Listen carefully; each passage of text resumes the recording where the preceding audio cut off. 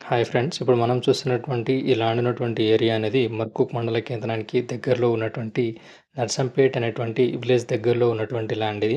ఇది main road. ఇది main road నుంచి మనకు ఫస్ట్ బిట్ అనేది సేలింగ్‌కి అయితే ఉంది. టోటల్ ల్యాండ్ వచ్చేసి 4 ఎకర్స్ వరకు మనకు సేలింగ్‌కి అయితే ఉంది.